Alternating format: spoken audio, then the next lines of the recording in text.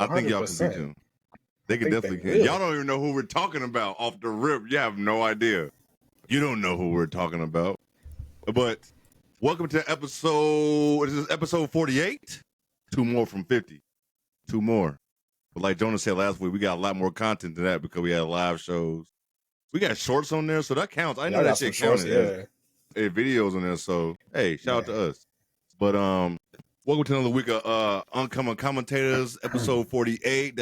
I'm Jay, that's Jonah, that's Zoe. We are here. The playoffs first round started. Before we even get to that real quick, we got some just want to see how y'all doing. I didn't talk to them all weekend. I mean, I did, but I did not say anything about I didn't say nothing about the playoff games on purpose. I mean, I was gonna see y'all on Twitter saying anything, but I want to see. I don't know their thoughts. I have no idea how they felt about this weekend. Truly, can't get too crazy the first couple games too, because oh my god, we know it's how hard playoffs not to, go. but yeah, you know how the playoffs go, man. It's straight to the first game is like the first 3 rounds of a fight. You just feeling each other out throwing jabs. Usually, that's usually how it is. But these younger, let's jump right into this Cleveland Orlando series. That first game up top. We jumping right into it. Forget what happened over the weekend. We know it was nice outside, and we still watch hoops. Right, you watch some hoops, baseball and playoffs. Exactly. When you got it lined up all day, got some food, that's settled in. It was straight, easy stuff. But just like you were talking about, like these young teams, it showed they need some time to adjust, learn. Pacers too. We'll get to that, but Cleveland, Orlando. What's your thoughts? Go ahead, Jonah. It's hard to take away. I mean, the Magic, we knew the offense was going to be tricky right away. The shooting, especially. I mean, and their lead engines it's their first playoffs. It's hard to gauge. People are getting on Paolo for the stat line. And I feel like stat line box score watching in the playoffs is kind of dumb because that's it's dumb. It's dumb. Look at Jalen. We'll get to Jalen Brunson later, but it's dumb. He had a bad game statistically, but I think him on the court helped them out so much. Things like that. Your players are still Paolo still had 24, 7 and 5. Yeah. On decent efficiency. The turnovers number is terrible, but the Cavs are playing great defense. The Cavs are turning it up. Did not expect that from them. No, I was low on the Cavs, but they really super brought low. it game 1. They brought it. And like y'all said, I don't know if it's more so to do with them being young. So it's are the Cavs just brought it because them dudes are young? And the whole talking about Paolo, I don't know what they're mad about. You want your best player to shoot the ball. If you look at the box score, other guys can't score. I'm pretty sure if you go through greats box score from playoff games, even the ones they won, I'm pretty sure they shot the ball a lot, especially if they had to come back in the game. Come on now. The best player to unload the clip. Yeah. Unload the clip in the playoffs. What? And he only took 17 shots. I'm mad he took I'm mad he took 17. That's only, he should have gotten 20, 22. Man, he needs to get at least 22 shots a game in the playoffs. What? We don't have time for that other shit right now. We don't have time for that. So I don't get like you said, Jonah, box score watching in the playoffs is just dumb. The context is it's terrible. It's just the complete inverse of what it's all about. Box scores and highlights are gonna get some people messed up. Gotta lock in. It's 7 games, especially highlights. Damn. It is. That's it. Even if there's a game that I didn't want to lock, like this game too, I didn't feel like locking it a ton. So I was doing I was playing the game on the side, but I'm still making sure I know what's going on in the game. Yeah, I don't understand how it's easy. You can halfway watch and still take away a lot. You can, and it's 2024, so you can still go and see a condensed version of the game if you really need to figure it out. If you just go off if you just go off the box score, you can't do that. I don't understand how people still do that shit. But even the fact to even bring up a box score like that, you would have thought he had 12 points. You know what I'm saying? He still shot 9 for 17. What? That is still 52%. Team just had a rough go. And like we said, it's the youngest team in the league, right? Second youngest. Is it second youngest? I Gary think Harris OKC 0 for is the youngest, 6. but Jalen Suggs 4 for 16. I feel you like know what I'm Gary saying? Harris Franz would be Wagner. clutching. Yeah, that's crazy. 0 for 6. Orlando was 8 of 37 from 3, and the Cavs were 8 of 30. I believe the Cavs started the game 5 for 5, and they missed like 20 straight, which was insane. No, that's horrendous. It was frigid cold at one point. No, that's horrendous. Max Strus was not having a good day. Nah, he was off. Listen, Cleveland is already a team I just don't like watching. Honestly, if LeBron James ain't in Cleveland, I ain't watching. Playoff Donovan. I get playoff Donovan. And even there was a couple times I was like, all right, got to give it up to him. But he's one of those guys I just don't like to watch. I know he's going to put up his numbers. But this small backcourt and then these two bigs, like, it's just an offense that it's not enticing. I get it.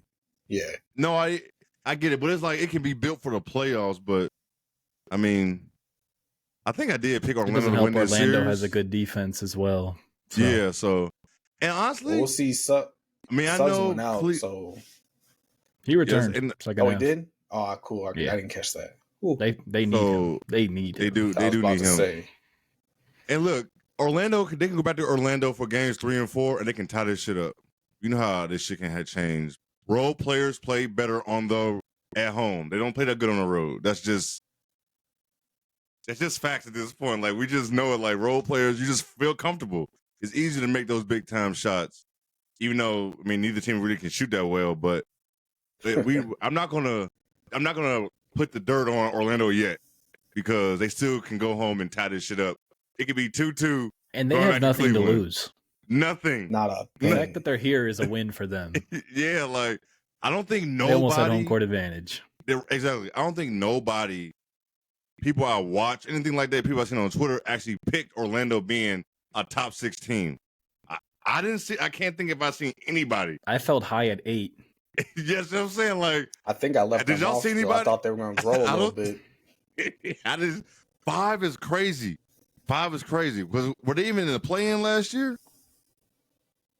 Damn, no. They were out. No, they weren't. So they've been.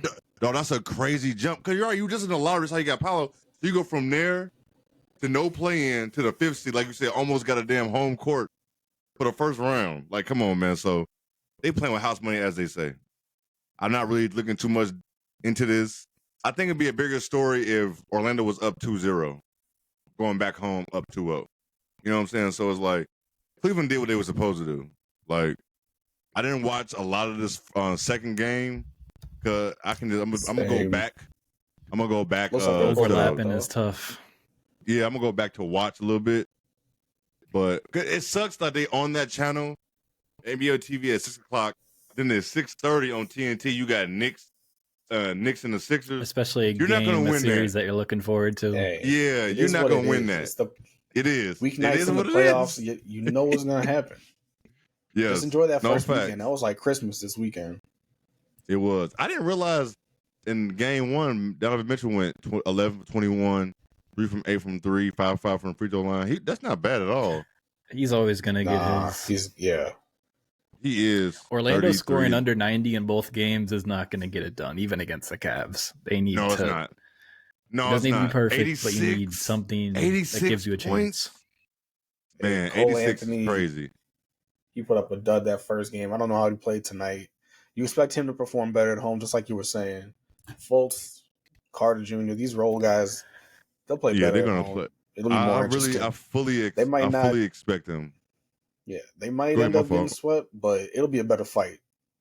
Games 3 and 4. I think 3 and 4 can be. I think they can pull one out. Honestly, I think they can win both. Because you just never know with teams on the road, especially the teams that can't shoot. Anthony was 0 for 4 as well tonight, so he's 0 for 11 in the playoffs. Hey, go no home. Free throws either. Go home, get some shots up. Yeah, my boy. That's a tough one. That's tough. 0 for 11. Go find your dreads. No, I don't know. That's funny as he did cut his hair.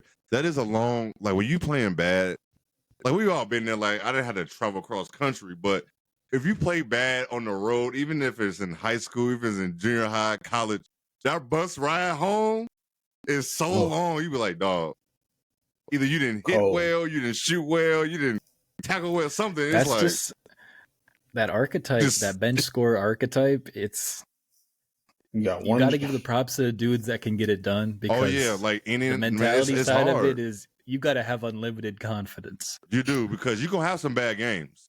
You're gonna have bad games. You're gonna have fans killing you because they really don't understand what your slump. Yeah, shoot more. Shoot more. Gotta keep shooting. Fire. That's up. it. Go to your favorite gym. Put your favorite music on. Whatever you used to work out. And average fans not gonna understand grinding. that. They're gonna be like, "Why is he still shooting the ball? Why is he do?" Listen, that's the only way he got the slump. If he isn't. Right. If he doesn't, you might want to sit him down. You know what I'm saying? 4 on 5. I'm gonna still, like I said, we're gonna always check out this series. I'm expecting a little bit more. Orlando in games 3 and 4. I don't even know when the next game is. What's today? Monday? Probably like Thursday. Thursday. Yeah, Thursday. I think Thursday. They shot 25% from 3 today as well. So it's an ugly game too. Some of the statistical marks that we were looking at. No, honestly, great. Cleveland and Orlando, if they was playing anybody else in the first round, they're probably getting their ass destroyed the way they're playing right now, because that shooting is just not going to get it against nobody. Like, nobody. I thought I wanted 7 games of this, but after game 1, I do not. 5, 6. I don't need it. I don't need it. I don't need that to be that long. Let's go get in the second round exit and move on. Going to play Boston, we assume. That's tough. It is tough. Anything else? I'm just gonna run through the whole thing from like the order the games came on. So the next game on Saturday night was, I think, the one a lot of people were looking forward to was the Suns versus Minnesota. That game was Jonah, I'll let you take it off. Go ahead, Jonah. Go ahead, talk about your team after game 1, man. I mean, they just stayed steady the whole game, which is really the big point. And a lot of the big marks of issue in the past with the turnovers were controlled. The size difference came into a big advantage. The offensive rebounds were active in the first half on second chance points. Cat was playing as the game came its way. He wasn't forcing it, which is so big with him. He wasn't doing some crazy, one crazy ass drive. But he was getting rid of the ball quick in the post. Ant started off slow, but then third quarter he was just comfortable. I mean, obviously the scoring is going to jump out because he was making some crazy buckets and talking shit to KD. He was in the. That's going to get all the clips. It was in his bag. It was nice. He was in his bag. But getting rid of the ball right away and the double teams was huge, and sometimes it's just trusting your other player, trusting your shooter in the corner, especially at home. You just gotta trust in your guys, and you'll get yours. I think that's easier said than done.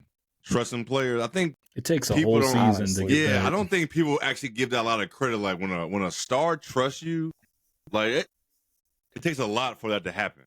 And to see Ant starting to do that, Ant starting to trust teammates, is going to change the whole thing for you guys for sure. And when you have, it took a minute with Rudy. Oh yeah, when you have Nikhil fucking 18 points, Nas is going to give you what he gives you every night. Like those are some good guys to count on too. So he's got a good group. Minnie's got a good group. I was with some of my guys watching the game, and I mentioned them a few months back in the pod that they weren't believers in Minnesota. They thought we were just some homers because of Jonah. Yeah, He's convinced now. He came around. He said they did all that while Cat was out and still held it up top. So they did. Hey, that's one thing. Man, I'm with you. It's for real. We with you, Jonah.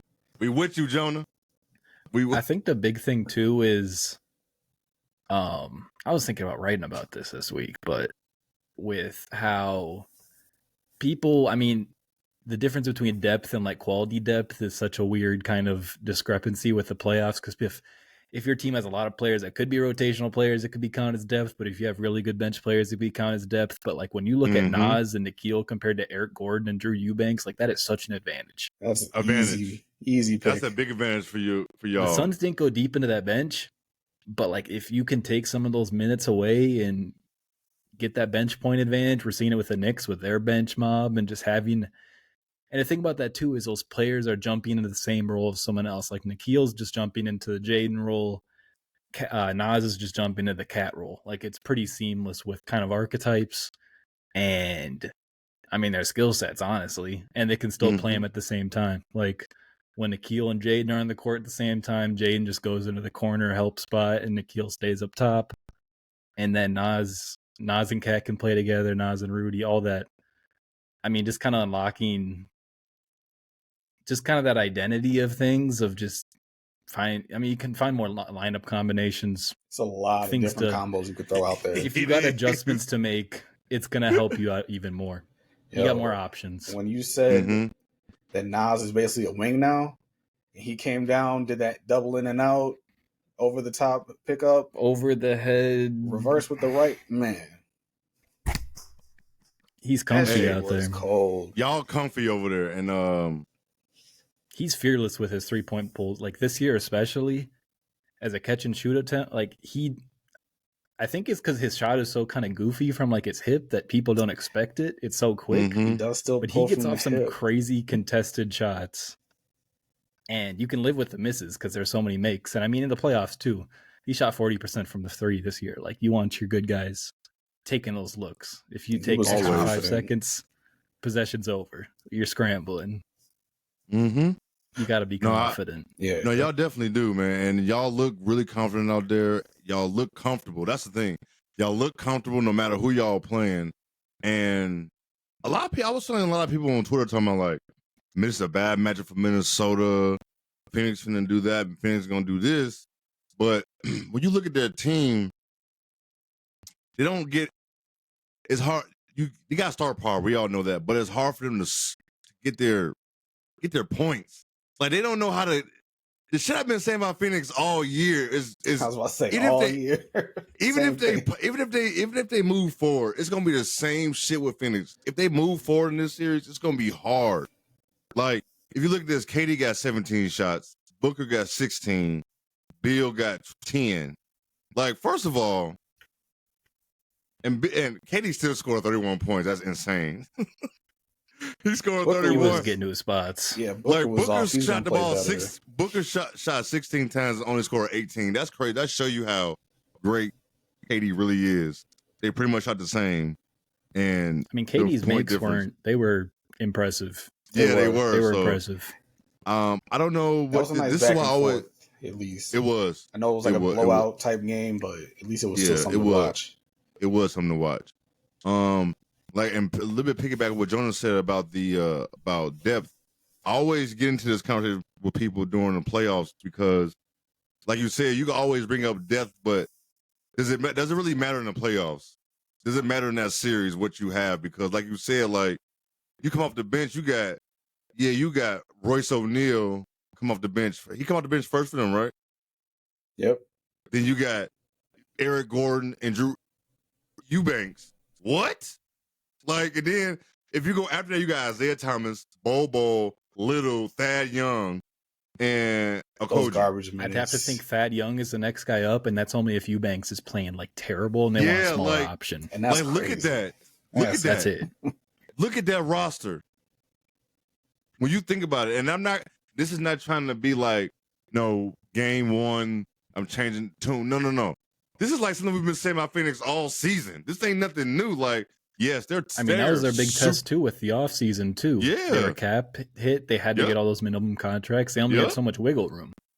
They only had so much. So it's like now the game is slowing down. Who's going to be that player to get that offense in the spots in close game?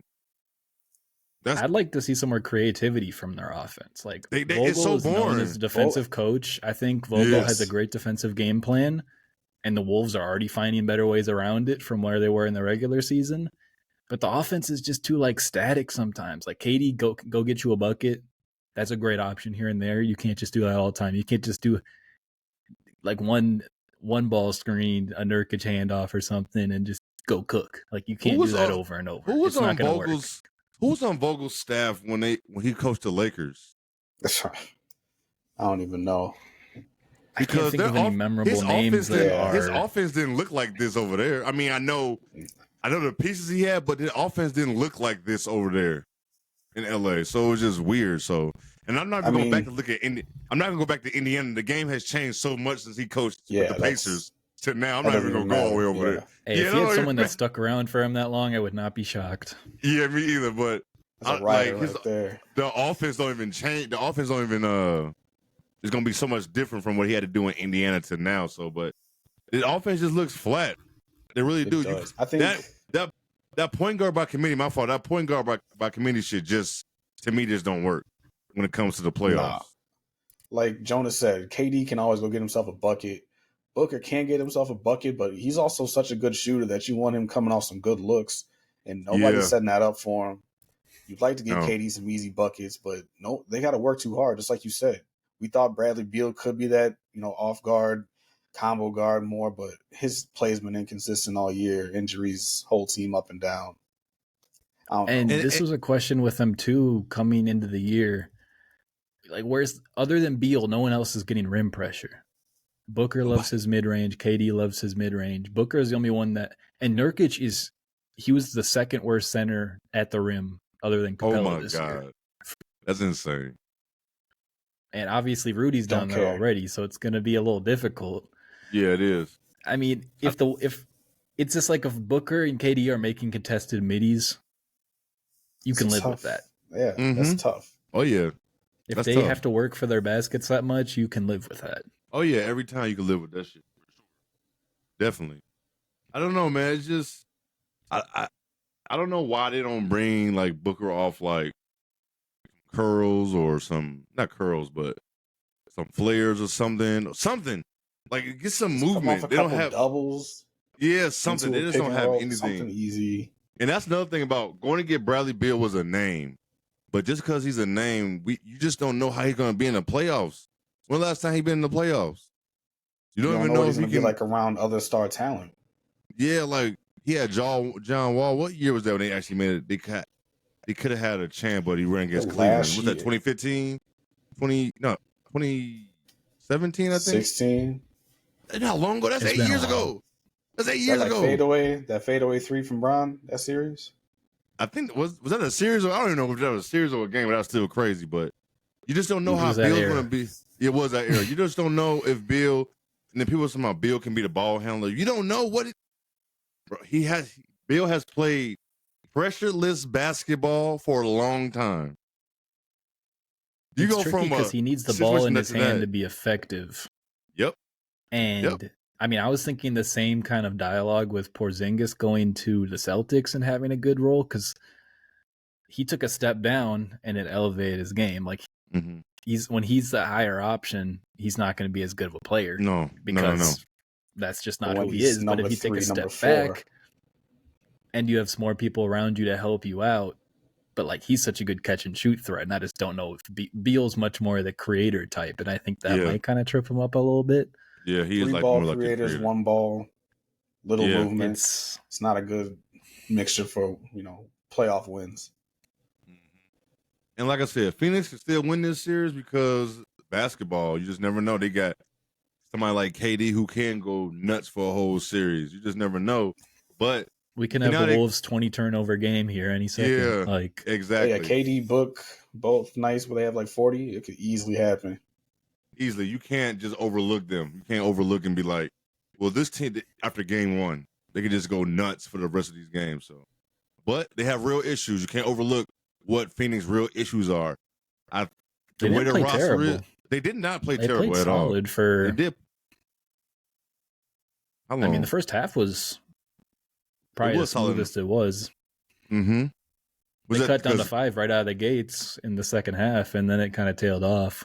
Then Ant went bonkers. I like the shit talking too from Ant. The shit talking is like the chef's kiss on it because it is somebody that Ant respects. KD doesn't care. Yeah, and it's like on wax, like he fucks with him, but those two hoopers on the court, like battle. KD knew what it was. He ain't gonna be mad about it. Like this is what basketball is. This is what made us love hoops. Like shit talking. We ain't trying. All the stuff we ain't I saying saw was praising KD. Yeah, like which was great to see.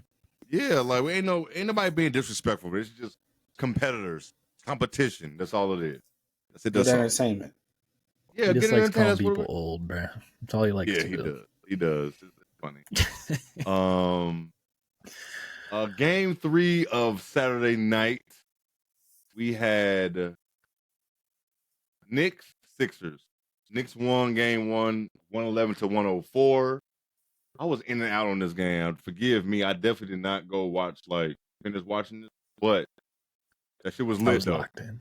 That shit was lit, though. That shit was lit. That shit was that game was all over the place. Embiid hurt his knee again and shit. Yo, the audacity to throw yourself a self-lob while you're playing at 30% is insane. I love it. And I couldn't believe he took the braids out. You knew he was about his business. I stood up in my chair when that happened. The audacity of this man to do. And he finished it. Yeah, it was cold. Like if he was to get injured and be out for the series, I was gonna tip hey, that's a cool ass way than some freak little slip or something. If I'm a self lob is crazy. Yeah, he insane for that. Well, you're not even 100%, and you don't even do that type of shit. That's the crazy part. Like, what the fuck? But Philly had a crazy. We've barely seen him dunk since he's came back. Barely. Does he have rebound? One dunk? Barely. No dunks? He had an offensive rebound on one play, and he was just throwing it at the rim multiple times. Like, he has no leaping right now. None whatsoever. So what y'all thoughts? I'm gonna go with you, Zoe. What's your thoughts on this game one, man? First half, I was starting to think Philly could steal the series. Joe was hooping. It was a tough matchup. It was going to be a tough matchup. We already said that. But the way that they were playing, just had a feeling that Philly could grind it out. But some of those role players disappeared. Second half comes out. Joe gets hurt. They grinded it out. I dipped out on the third quarter so I could make it home. But they finished it up. That. I was trying to make that Lakers game. Shit. Oh, I hear you on that. We're going to talk about them. You got to pick your poison. Yep. Yeah. Tobias Harris only scoring 7 points in game one. I mean, it's so easy just to look at him, but we're gonna. But then Buddy Hield, but he has 0. Yep. The thing that's frustrating about Tobias is if you limit him to a catch and shoot player, it feels like you're taking away from something. But if you make him be more comfortable with the ball, it's you don't know what you're getting. It's a thin line with Tobias in that regard because you don't know what. Like you say, you don't know what you're getting. Like you don't want him to be in a catch and shoot. It's like you're wasting money. But then if you want him to be a main ball handler, it's like, oh shit, it's not gonna work. So it's like, where do they even have tweeners still in the NBA? He's a tweener. I don't even know what. The worst kind of tweener now. He's not really a catch and shoot guy, and he's not a playmaker. Like, let's go sit down. He's not. I saw some say it's kind of like a jack of all trades, master of none kind of wing. Like it's barely even a jack at this point. Man, he's made 200. I don't want to be in anybody's pocket, but he made $250 million, and he's probably gonna make another. No all-star appearances. He didn't. He didn't even get like a healthy a injury thing or nothing like that. He's gonna probably make another 50-60 million with the Clippers. Probably that's probably the closest he was. Yeah. And those was just kind of a weird ragtag group. He probably averaged 19 and 7. Mm-hmm. Yeah, that was weird ass season. But I don't know. I know I picked the Knicks to win this series, but you can definitely tell the way where they're missing Julius Randle. Like you are finally you saw it in the regular season, but you kind of see it in this. Like it's being cloaked by some of the shot making from some of these guys. Yep. Because game one, that's what I like about the Knicks is they're almost more fun to watch without Julius, but I know that they're not as good of a team without him. I know that for sure. Mm-hmm. But seeing these Josh Harts, these Deuce McBrides, Dante get that confidence and just get their shots up, lock in. Josh Hart's threes to end the game were hilarious. They were all dare shots, and he made 2 of them, and then OG made 1. It's a slippery slope. You got to help off. You got to help Brunson. No matter Brunson wasn't having his best game, they're playing good defense on him, but you still have to go towards him end the game. That's just you do. You have no choice. Is this the concerns that everyone was talking about him not being a true one in the playoffs? These type of games. I think it's unfair without Randall. It is. Good point. But it's still I thought Philly did a really good job defending him, honestly. he wasn't comfortable in those spots he's usually comfortable in. When he's in the middle, around the free throw line, mid range, they had like 3 blocks on him just from contesting from behind, players being active. It was just effort. Come in. They got Nick Nurse Kelly now. Oubre is working his ass off out there. He is. Kelly Oubre. Like they are. Aren't they down? Who's winning right now? It was close last time I tapped in. They're in OT. The Knicks are up 102. No, are they in OT? No. End of the fourth quarter. Knicks are up 102-101 with 13.1 left. Damn. And then the Sixers been winning the majority of this game, too. From what I've been I was surprised Joe played. I thought they might rest him up for Thursday, but they probably wanted to try to snatch one in New York. I'm not even touching it at this point. I'm just seeing if he's on the court or not. Yeah, just play at this point. At this point, he got to play at this point. Like, you came back, you're playing. You know what I'm saying? Like, so much better in that game 1 compared to the playing game. One, he's not facing Spo's demon defense. Yeah. But, like, he looked more comfortable. He looked good. Even after the injury, he wasn't being as aggressive, but even on the perimeter, he made a 3. He was getting some people involved. He got in the paint a little bit, but glad to see him pull through and, even muscled out tonight. Fourth quarter, he could have had a little bit more, but he still got to the line, which was good enough. Well, still one thing I do love his way into shape and then taking an injury. He is. No, he is. Win or lose rest of the way. Absolutely. One thing I do like about this Knicks-Sixers matchup is seeing the fans on Twitter argue back and forth. If you want 2 crazy Knicks and Sixer fans, oh my God. I can't wait to see the road game when they're in Philly and all the Knicks fans travel. Oh, because that's going to be much more obvious than any Philly. I'm sure there's a good amount of Philly fans in the Garden, but you're not going to be able to tell. It's dim in there. It's loud. Yeah, it is. You're not going to know. Knicks but fans, in Philly, we don't know. They were even going at Trae Young. Like, they still on that. These people are crazy. They don't give a fuck, bro. They don't give a fuck. I saw Knicks fans mad as fuck. I saw somebody history. Some Knicks fan on Twitter said Joel would not be good if it wasn't for the fouls he get all the time. Listen, you can do that with a lot of players. It's a lot of players you can do that with. Over the history of some jokes, but you gotta. Yeah, he's a skilled 7 foot, 280. Come on, man. I'm not. He hit a Euro around Hartenstein today. Yeah, I'm not going with that. The fouls. He gonna get the foul because he's one of the stars of the league. So Fry. I know Knicks fans don't want to hear that shit. He does. We're not. Who doesn't? Come on. Yeah, we're not disagreeing about that. He does flop. It's just hilarious when you're 270 and 7'1". Right. I'm gonna get this call though. You're gonna stick out like a sore thumb. I'm gonna get this call right. He gonna get that call regardless every single time. But it was fun. This series I think is definitely gonna go at least 6 or 7. I believe. I think the Knicks can definitely. All these games, if team go back home, it could be 2-2. You just never know what can happen. I hope we get it too, just because it's been close games. Yeah, I've been enjoying tuning in tonight and see how Philly's bench did. Yeah, I'm gonna run some of that back because of course I like didn't looking see at the fourth quarter. Knicks centers the most. Because Mitch and Hartenstein couldn't be more different. I mean, they're kind of similar, but they're so different at the same time. Hartenstein's going to get your offense going better. He had a great pass in game 1. He had a crazy assist, I remember. And then Mitch is just offensive rebound god. Yo, they threw a stat in about how he blocks his shots with his offhand to stay away from the offense, get away from a foul call. And it's like things like that where you get to a level of shot blocking that people don't think about. It's just got those long ass arms too. It does. That's how you got a foul. You don't get all them fouls and shit because they need you. You got to learn how to block. A lot of these dudes don't know how to block. If he's gonna play low 20s minutes, he's going 150% out there. Like he's leaving it all on the fouls. He might get dunked on, but he's gonna get his. You get in foul trouble, who cares? Yeah, definitely. Definitely. You got to play horribly. You got to play horribly to do that. Yeah, man. I think Knicks are up 2-0 now. I think that game went final 104-101. So I believe game 3 will probably be Thursday as well. But I have nothing else to say about that series. Just keep Kyle Lowry was surprising. Oh my God, go ahead, Kyle Lowry. I forgot about him. I Playoff, knew it was somebody else. Playoff came around and he flipped a switch, and I'm making every three possible.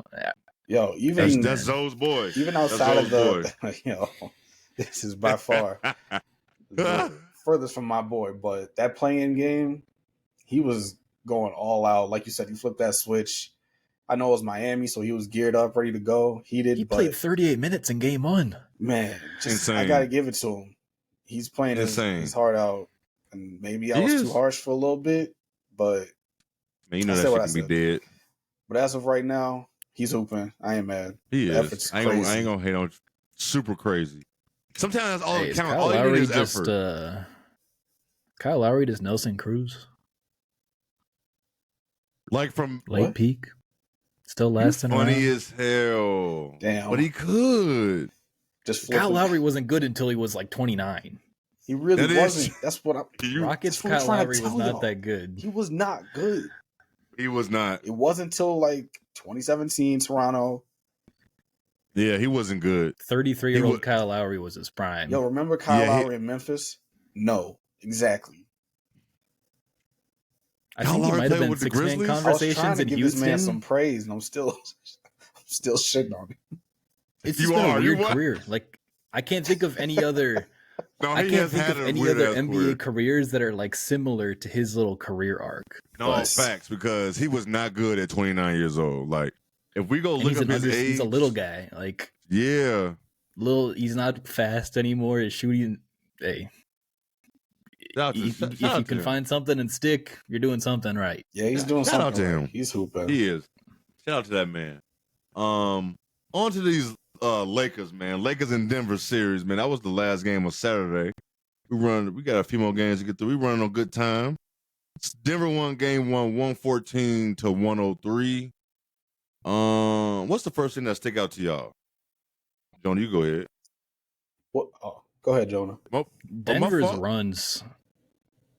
run stood out the most to me because the Lakers would stick around, and then it would just be like a little mini avalanche, 11-0 run here. Mm-hmm. I mean, the Lakers started out great, and then they had a run to get back, and then there was a second half came, third quarter, they had a big run and went ahead, and then they just stuck there for the rest of the game.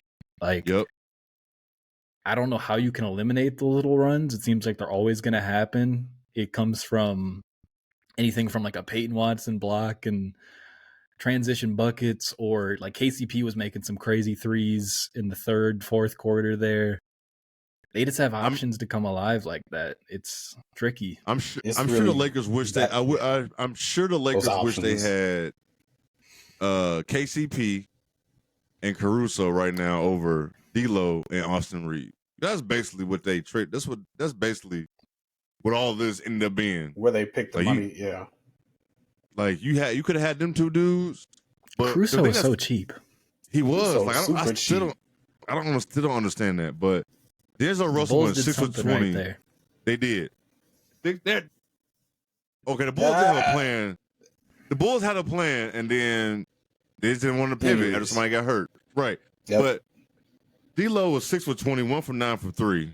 Jesus Christ. That's damn near the game. Yo, that's damn near the game right there. Honestly, and everyone, we all know D'Lo. He's capable of this. He's also capable of going 13 for 20 and loading up. GOAT. So this is a tough one for him. I think it's still going to be out of reach for the Lakers. Jokic, this might be every time. It's 9 times in a row now that they lost in the playoffs. Like this is not like there was a play where a fluke no more when it comes that many times in a row. Nah. It's every time at this point. It's not a. I want to see. I want to see if I'm thinking of the same play Jonah's about to talk about. Go ahead, Jonah. There was one where, I think it was Jokic posting. I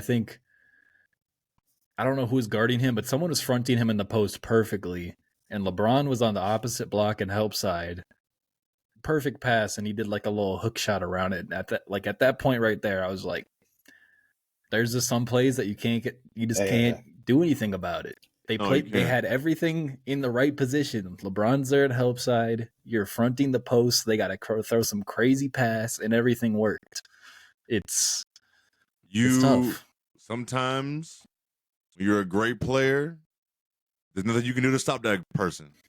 There's no defense when that great player has a 6th, a 7th, a 8th, a 9th, and a 10th move that you cannot defend. Like, he gonna pull out a move that you didn't even see in the film session. You be like, where the fuck that come from? So they didn't even know how to go. Like you said, they had everybody in a correct spot, and this man did some shit they ain't never seen him do. Can't guard it. He just locked in right. This might be my first time. Like, of course, I'm always gonna pick. Man, I've been picking LeBron team forever. It's only been a few times where I feel like, yo, they're not gonna win. It might have been them a couple times. If you don't, and that happens. Yeah, exactly. Like the Warrior teams, it's like, man, I'm picking Bron, but I think they're gonna get their ass whooped. This might be that. This is one of them times now. This is one last year. I gave them a better chance last year because we still didn't know what Denver was. The motherfuckers got swept. They had momentum too. Yeah, you know what I'm saying. So, but now I know the Lakers was playing good down the stretch, but like LeBron said, he never been on the championship team that don't pay attention to detail. Like, they have laps all the time. The Lakers do, and look throughout the season, and even like through it be having like, and Bron be having laps too sometimes. Bron has had. I'm not gonna let him off the hook. I think he's averaging like 4 turnovers a game right now. Yeah. He's had like 60-something turnovers in the last 15 games. It's not crazy. good. The thing with him that stands out to me the most is anything in the half court.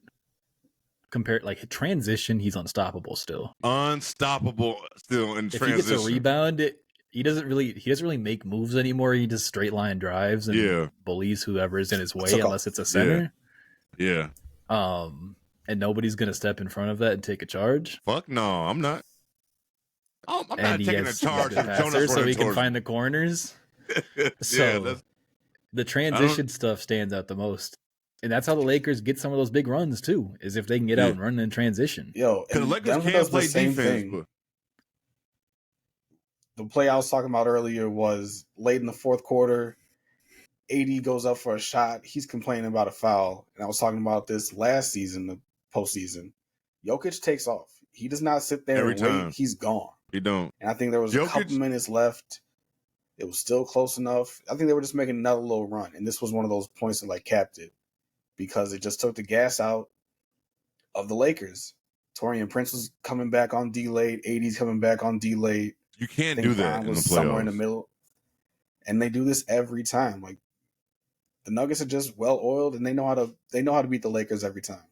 And another thing about, it's the same, literally, like, I probably, if you go back to look at the last 9 games between Denver and the Lakers probably led every time at halftime, or probably 7 out of 10 Stuck times. Around or close. The Lakers they was probably even leading probably half of the time going into the fourth quarter. I give them half of the time, but something happens in them last 5 minutes every time that shows you that Denver is just that much better than the Lakers. And what's funny, Mike Malone be talking so much shit in the media, knowing his team can back it up. Because you're not gonna talk that much shit. You're not gonna talk that much shit when you got Bron and 80 on the other side if you don't think your team can back this shit up. You know what I'm saying? Because you're a coach. You ain't playing. You know what I'm saying? Like, that man be talking cash shit. He like, I know my team can back this up against the Lakers. I got no problem. But now I just want to see people's all this time. Lakers leading at halftime. They do that shit a lot against Denver. A lot. And Denver pulls away. You can stick around. You can definitely stick around. But that's a playoff thing too. I want to talk about it with the Pelicans OKC game. You can see those, like, it is glaringly obvious when you can see those inexperiences and just which teams you can trust down the stretch. Yep. You're not lying. Just that alone is such an advantage. Regular season or postseason. It is. That, like, with the Wolves this year, they had so many games where they'd play terrible, but they'd close well. They'd get the job done. You get the win. You wash everything. You move on to the next game. You just win the game. Win the Wolves game. Were in how many clutch games? We watched plenty of that this year. Like, plenty. It's find painful. A way. You find a way to get it done. Yeah, you do. You do find a way. So I ain't got too much about that game one. Game one kind of went like I figured it was going to go. pretty sure went the same way you guys thought. Like, it's gonna be competitive. Like, I don't see them. It's entertaining. It's very entertaining because you just never know what can happen. Because it could be one of them nights where Bron just go crazy and you be like, "Oh my God, he didn't score." You know what I'm saying? You just never know. And then will we be shocked if it's 1-1 going back to LA? No. Are we gonna be shocked if it's 2-0? Hell no, we're not gonna be shocked. You know what I'm saying? Like, it's none of this is gonna be. Exactly. I think the only thing we're gonna be shocked about if we look up and the Lakers win this bitch in 6. That's the only thing we're gonna be shocked about. Like, who got hurt? That's yep. You know what I'm saying? Like did Joker get hurt? That's the only way I can actually see. Like, for fun, yeah, I pick Lakers in 7, but do I think they're gonna do that shit? I don't expect this series to even touch 7 games. We'd be lucky to touch 6, honestly. Yo, if it touches 7 games, I'll be in Denver for that, though. Damn, for real? Yeah. Oh, shit. Gotta move some money around. Get some good weed, too, man. Get some good weed. Oh, my God. To go to the Game 7? Yes, you got to go to Game 7, Zo. Splurge on yourself. Oh, man, I'm going to go to some little bar. And you know what? Denver tickets probably may not be that expensive. $1 to $1 million parlay. Right. Oh, facts. But I'm guessing Game 7 against the Lakers probably be super expensive because it's the Lakers. But on the Sunday, first game of the damn day, I'm gonna tell you right now, Jimmy Butler don't come back. I am not watching a lot of this series. But Boston, Miami, 114-94 was the final score. I feel like that's a closer score than what it actually was. It was a fake comeback. It was a fake. Yeah, it was a fake comeback. Yes, that shit. I have no interest. They ran out of time. The only reason I'm gonna watch any of this because we have a basketball podcast. We do. That's it. But I have no interest. No interest. Like to see if how Jimmy ain't. If Jimmy ain't there, just get an idea what Boston's up to. Yeah, because you can't really take away anything from Boston. You know, competitively. No, you cannot, bro. Milwaukee, Miami's gonna do a little bit, but I'm watching like the younger guys, Hawkes, Jovic. See how they play. That's kind of. Tyler Hero's always. Yeah, you keep an eye on them to see what the hell's going on. Yeah, like they might squeeze. They might squeeze one game out in Miami, but yeah, they might get one in Miami. They make it tough. They make it tough. They can get 5. I mean, they can get 5. They can win one and make it a 5-game series. But Boston should definitely take care of this team. Even if Jimmy come back, I feel like he can be coming back too soon just to help his team. So I don't think he's gonna be 100%. Yeah, they're gonna swarm his ass. Here's Drew. Here's Derek White. Yeah, you're not gonna be. Yeah, right? Good luck, buddy. Good luck. And then I might throw JB on you sometimes. I'll throw Tatum on you sometimes. Nothing you can do about that. Nothing. So I think this is good over in a good 5. I get Miami because it's Miami, but I think they get 1.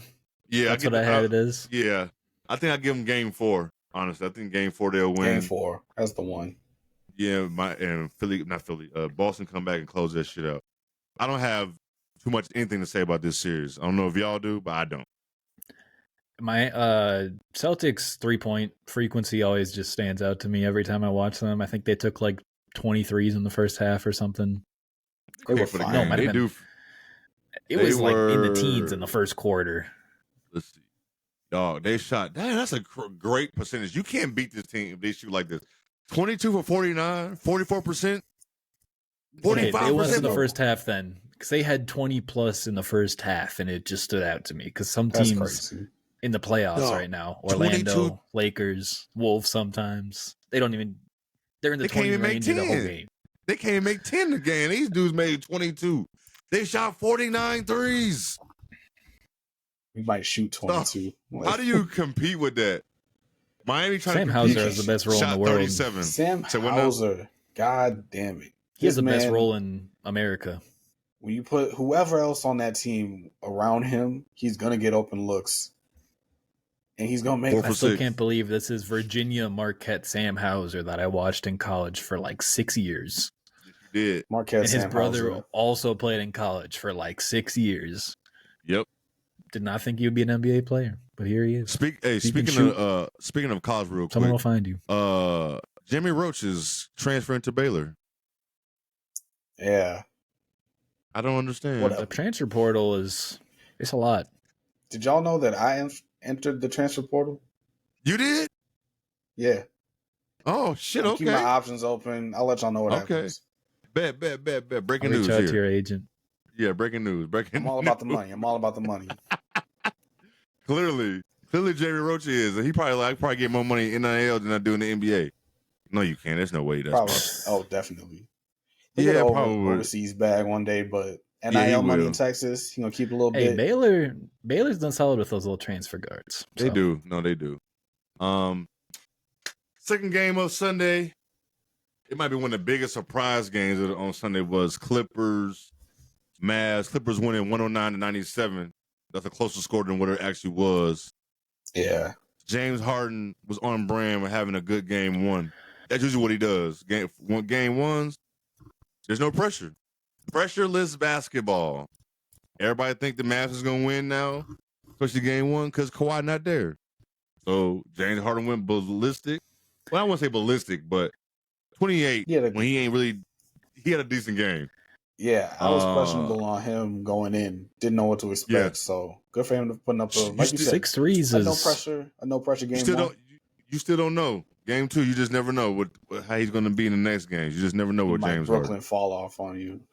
He might fully fall off. Remember last year he went crazy in game 1 and then nothing else. So you just never know. The big thing about Harden with me is this game, it was just like these threes weren't very self-created. It was a lot of broken floor type plays, one dribble, shoot, catch and shoot, things like that, simple. Which is kind of where his scoring is from at this point. He's not hunting, like he's really turned into that. It's going to lengthen his career, but he's really just that full point guard, pass first kind of guy now. Mm-hmm. But he shot, so he was 6-11 from 3, 8 of 17 from the field. So he was 2 of 6 from 2. So he was just pretty much 3-point shooter this game. Yeah. Which makes me say, get Kawhi back as soon as possible. It's questionable for game 2, but you need another like consistent scoring off the dribble. You do. Because that's just not what Harden is going to be relied on for you can't do this part of his career. Yeah, Zubac is not having another game like that. No. Zoo is, I feel like he gets underrated. He might. He's a lot stronger than the Dallas bigs. You never know what'll happen in the paint. So I like Gafford, but I don't think he's not a starter. He's a great backup, not good enough to be a starter. No, I would never want to start him. Energy big, he is my number 1 pick. If I want a backup energy big, Daniel Gafford is who I'm going to. 1,000%. 1,000% every time. I'm with you guys on that for sure. Definitely. But Zoo was taking his lunch money. Yeah, he was. No, definitely. He definitely was. 20 and 15. Right, yeah. You're not going to get that too much from him. 10 for 17? Come on now. That playoff experience he has over those, Dallas bigs. Lively. Yeah, that is true. Look decent, but he's still a rookie. No, yeah. We love. That's the thing. That's the thing. People don't want to give rookies let rookies grow, man. Because that's what's going to happen. Every rookie not going to just play good, and especially being a big. You just never know, man. Being a big is not easy as people think it is. It's not an easy position. No, it's not easy at all. They need some more consistent play because, unfortunately, Cleaver out there, it was tough watch. Maxey. I know it was a tough watch for everybody. And we talked about it, though. Players like Maxey, Tim Hardaway Jr. I think PJ was the only other guy who was scoring. He had 11. I've been lower on the Mavs than you guys for sure, but I feel like the consensus was everyone is penciling them into the Western Conference Finals on their brackets, just from what I looked around. No, I did see that shit a lot. That secondary group just kind of scares me. Even though they did make upgrades, yes. PJ, Gafford, but you get to these situations, you can still see some of those issues where it still kind of scares me with some of these guys. And this was this was like probably their worst performance they're going to have out of those guys in the playoffs. Easily. You got to accept that. Should not expect this again. You still want to see more. They didn't have bad things. So, like, they only had 8 turnovers. So that's good. They won a turnover battle. So they have things they can go off of.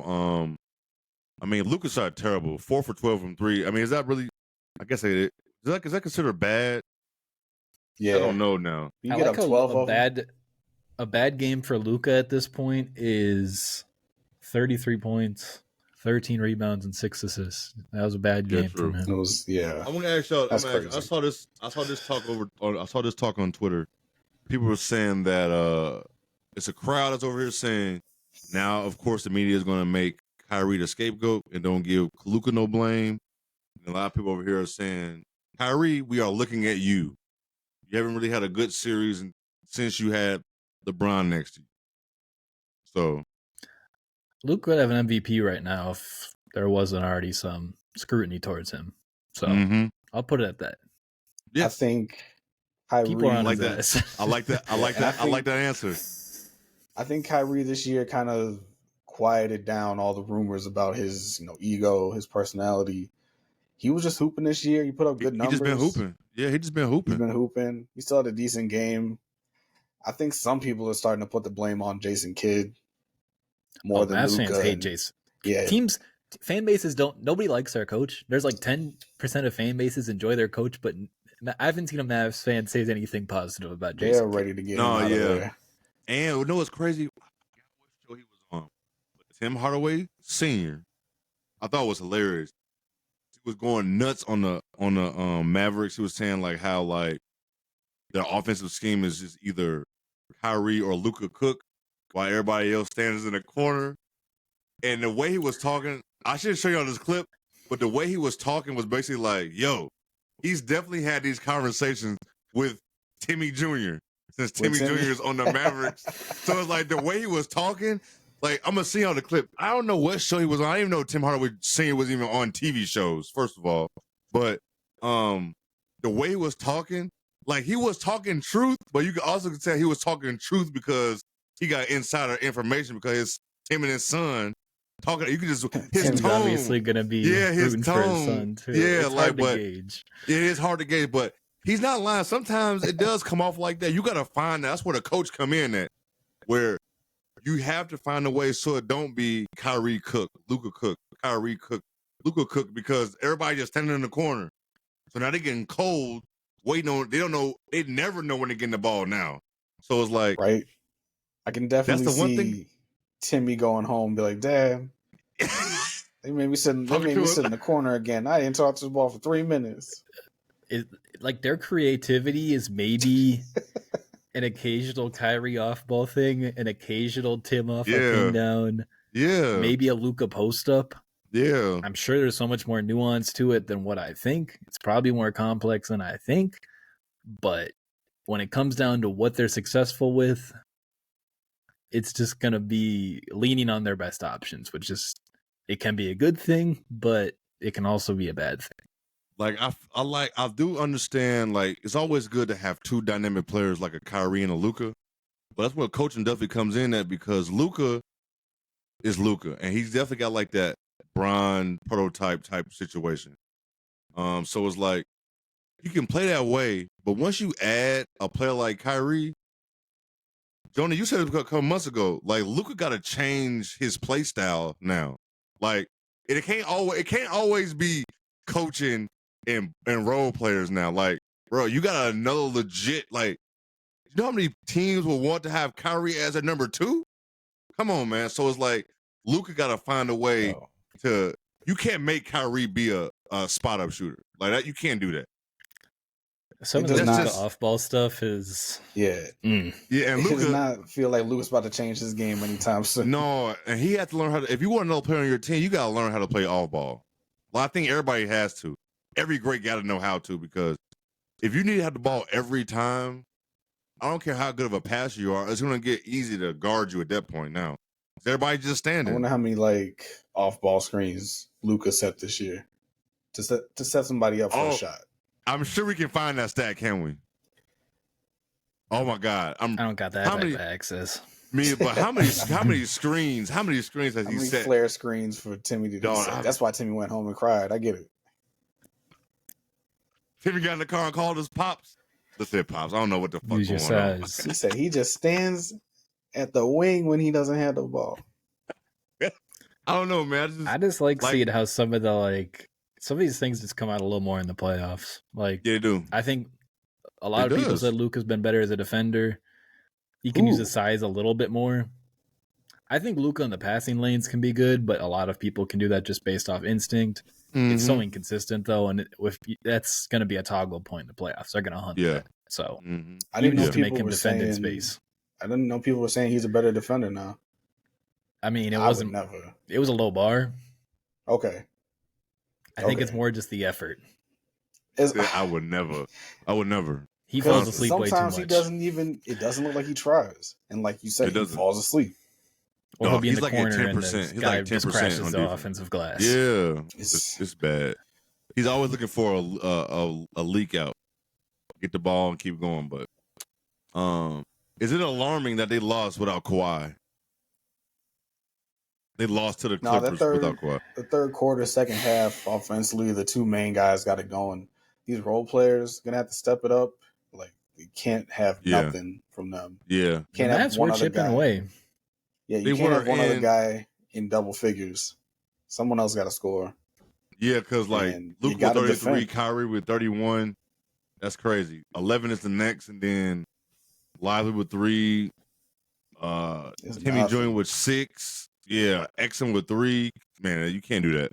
You're not gonna beat nobody. I don't care if Kawhi is there or not. You're not gonna beat anybody. And then shout out Dante Exum for getting back in the league and finding a role. But that's just another player in playoff time where it's gonna show that his capabilities are limited. You're not. Yep. And then Zubac, like I said, having 20. Zubac having 20. That's ball game. Then you got like his touch is crazy at the rim. It is. And you had a good Westbrook on Sunday, so you never know what can happen in game 2. Say what you want about Russ, but when he's clicking in this role, I mean, we saw it last year when the Clippers they made it close with the Suns last year until injuries. But Russ, like defensively last year, I mean, we saw it with a driving kick. He had a nice cut backdoor for a lob in this game. The lob, the energy. Just those momentum plays add up. They do. If you can get something big going. Time energy. And he's accepted that role. Yeah. It seems he's embraced it. I'm glad that he there's found moments. He's found his place. There's stuff. It's gonna happen.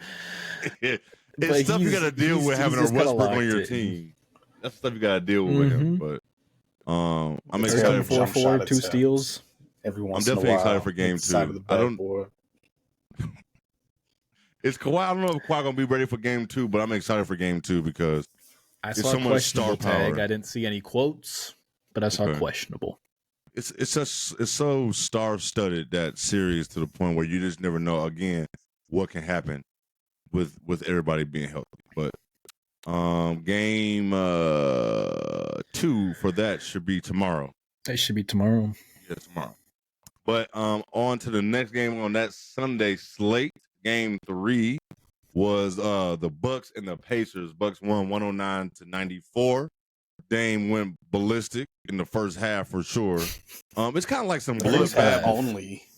Oh yeah, first half. Yeah, first half only. I should say 0 points in the second half. He couldn't even get to the line.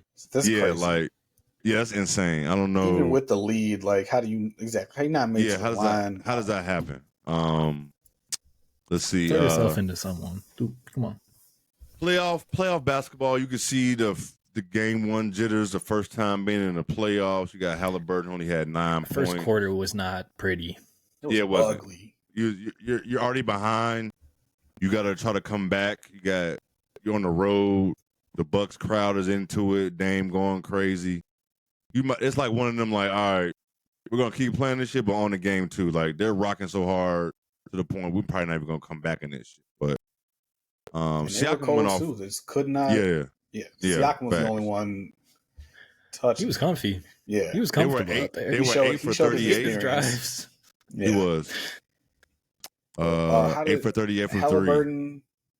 Halliburton, since his injury, has been worse than I thought, which makes it. What was the injury? What did he hurt? I forgot. Hamstring. Yeah, man. You just since that. I don't think he not healthy. He probably hasn't been healthy since he came back. It does, because he can't move like he wants to. He hasn't been that dynamic. 4 or 7. Like, you can't have 4 or 7 from your All-Star. No, they were 8 for 38 from 3. And Milwaukee was 14 for 37. Actively hunting his shot either. No, he wasn't. Very passive. Which kind of gave me some concerns because in this, like, I don't know what his creation, where his creation is at right now, if I'm very comfortable with it. Listen, I think he's kind of just it's like the systematic things they have in place with the pace and space plays so well to him. They did a great job at implementing that because it's going to bring out the best part of him.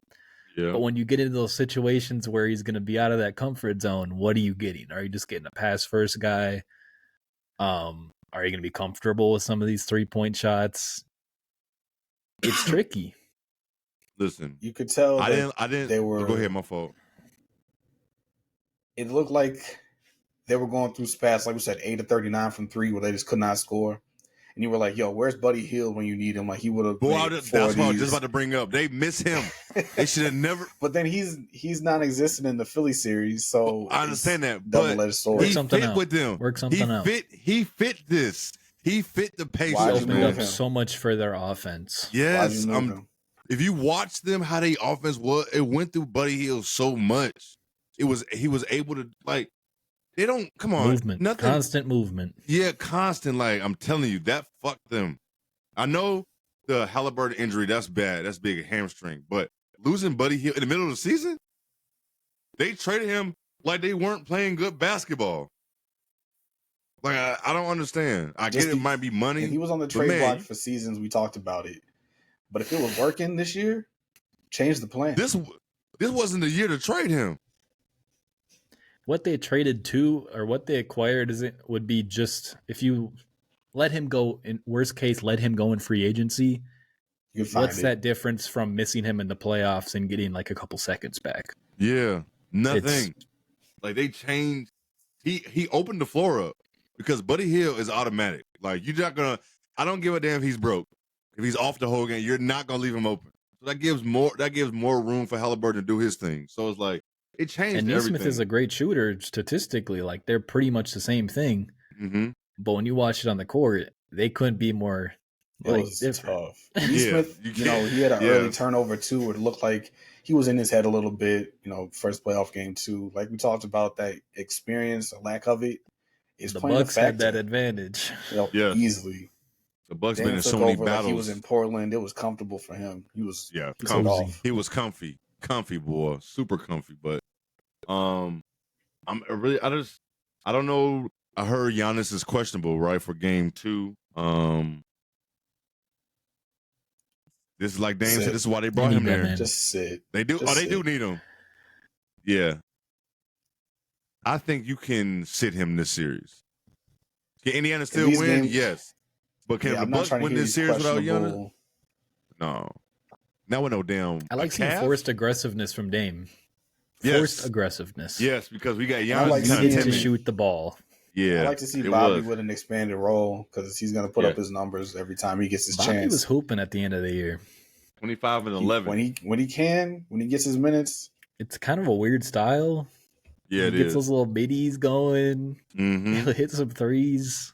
Get the crowd into it, obviously always helps.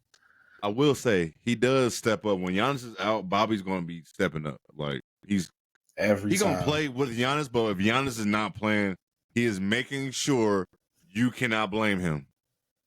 He's going to do his job and some whenever Giannis is out. So, y'all might be right. Giannis probably don't even have to come back for this series. Like, they can probably win this or can even compete without Giannis.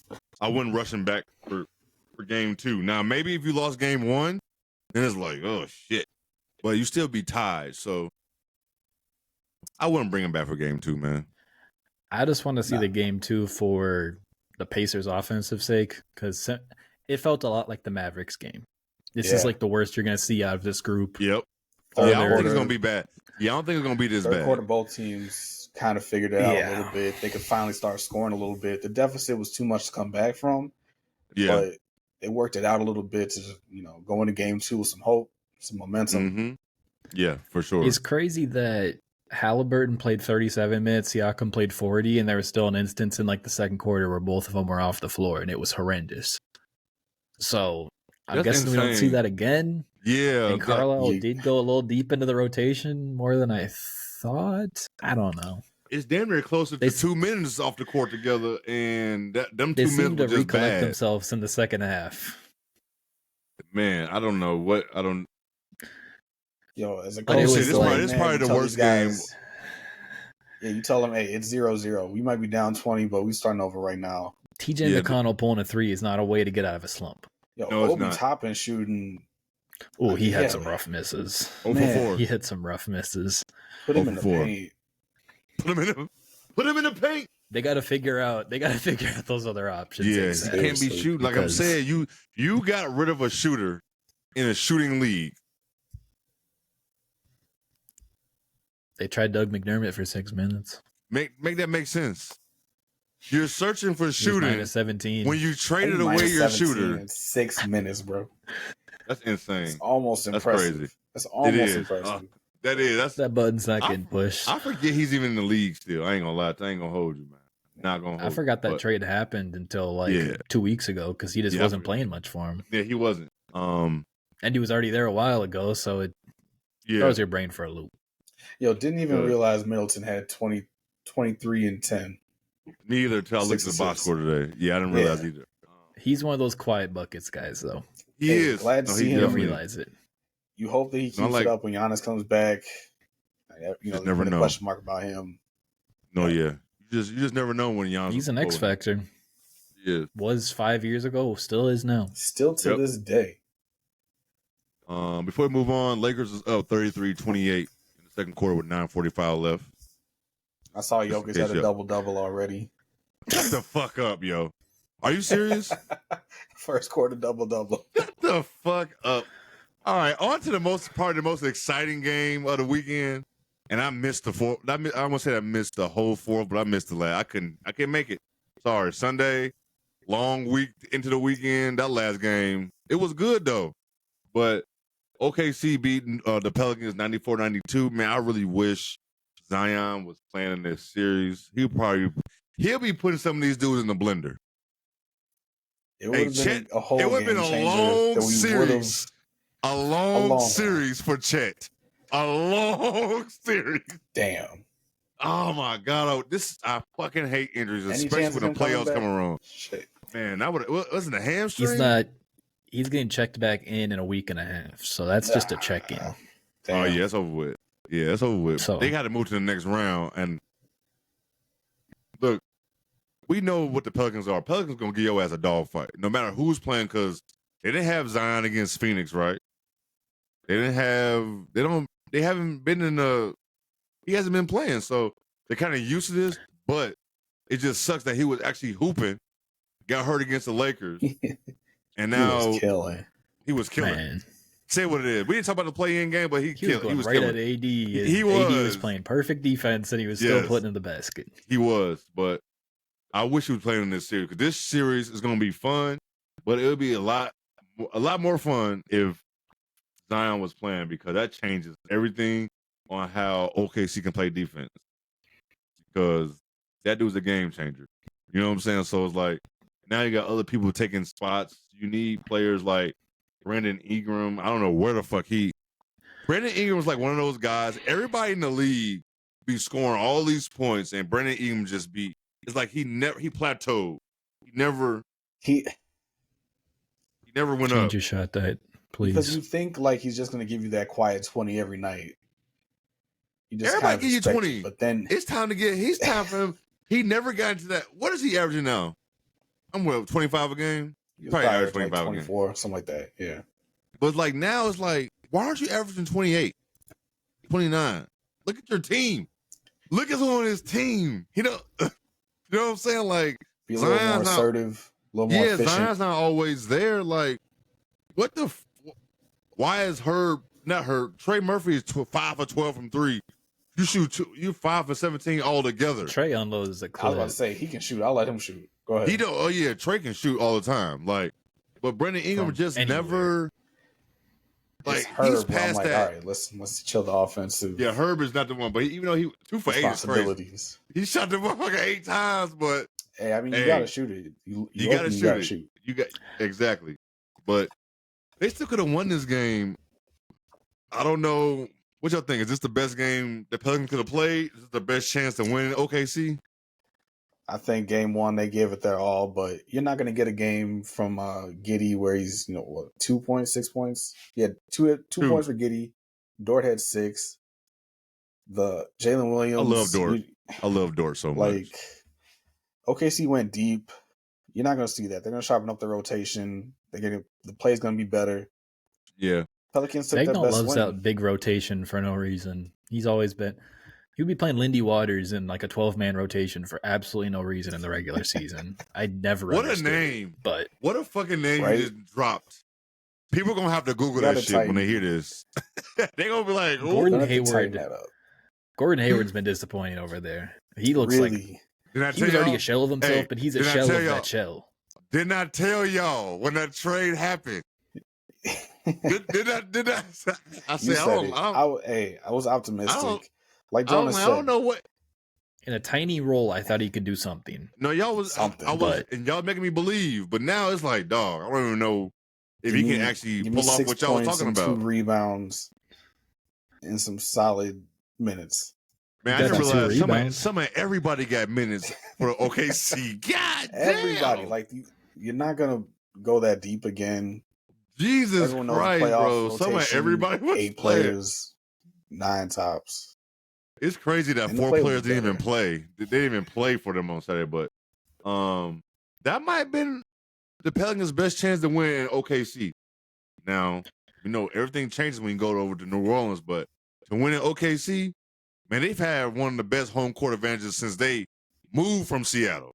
Like, OKC been jumping forever, so that was one you probably could have stole, took some momentum, but lost by 2 points. I mean, that's a 1998 type score. 2000, 96, 94, right? It didn't feel like it either. 94, 92. Towards the end it did, because OKC didn't score a field goal for like 3 minutes. Towards the end it lingered, but the whole game, it didn't feel like that. It felt both teams are playing like OKC doesn't have. They do at the same time. Dort, Chet are obviously going to do their thing defensively, but just all their other guys are they know what to do. They know their roles. They do. And then obviously you have Herb Jones versus SGA was a really fun time because SGA would try to get to some counters or try to bait him into some contact, and he wasn't having any of it, which was just super fun.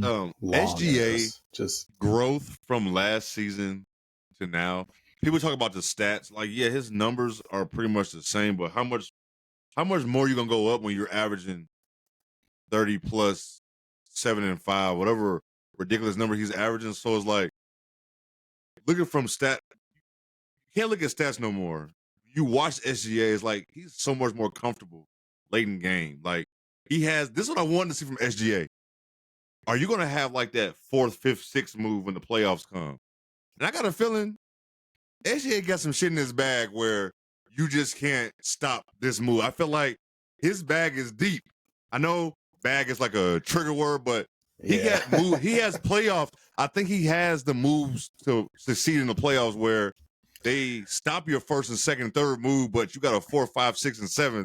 Now I think SGA is on that level, and I think that's what makes him different from last. Simple stuff. It is simple. It ain't nothing. He's a 3-level scorer.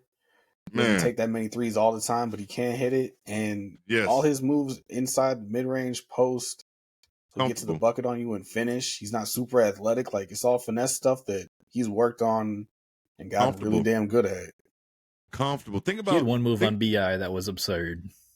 He had him leaning like crazy. Hey, listen, and it wasn't even that crazy of a move.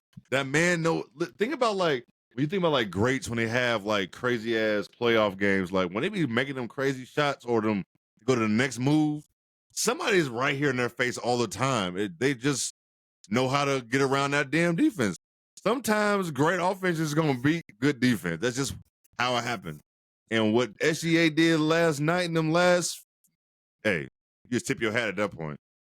You know what I'm saying? Ain't nothing you can do, but it could be seen as a bad game from him too, and he still had his 28. Yeah, still at 28. It low-key was.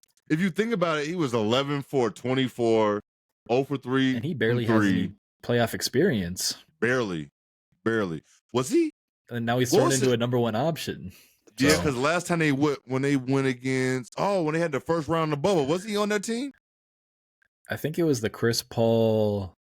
It was Wasn't the lineup. Wasn't he there on that team? Schroeder, Billy Donovan last year over there. They might not even been good enough then.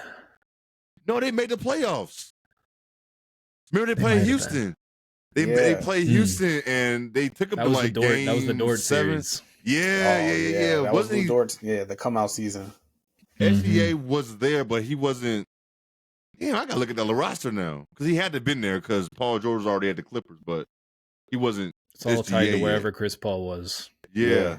Man. At what time? year was that? Which I couldn't tell you. 2020. He's been everywhere. 2020, he was at OKC. I remember him being in the bubble with them. I remember that. Yeah. Yo, that's a blur because then we got Chris Billy Paul, Donovan. Yep. Chris Paul been on what, 2 teams since then? He's been on him and Harden in this like 4-year span. Oh my god, yeah, it's hard to track. Russ too. And they were together, and they're all together. Russ, Harden, KD. They've been on so many teams since 2020.